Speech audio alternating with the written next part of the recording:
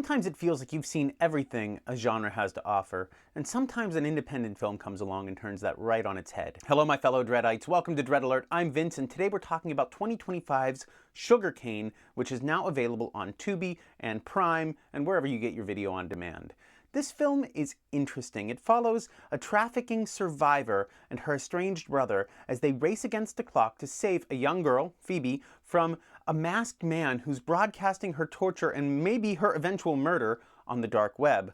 Sugarcane.tour. Let's not go to that site. This film is interesting. It looks great, it's crisp, it's clean, it's pretty well performed as well. I love the visual elements. I love the bunny man mask that Artie wears when he's doing his dark deeds. Now here we have a man who is fractured, dealing with a mother with rapid onset dementia, the loss of his father, and a dark need to see people in pain.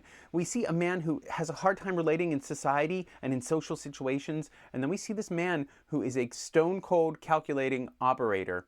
And that vast difference in the performance is worth the price of admission for this one. It does use some of the technological elements that we've seen in the genre before, but I think it does it in a creative way. I think the script is strong. I think the ending lands well. I think the themes of mistrusting strangers on the internet and also the friendships and bonds born out of trauma are explored well and with sensitivity here. It also has a really strong supporting cast in smaller roles. Overall, I think this is an independent film that's worth your time and worth your attention. We always want to support independent filmmakers here, and we can only do that by showing up and watching the films and giving them our attention, and this film deserves your attention. As always, stay spooky, my friends.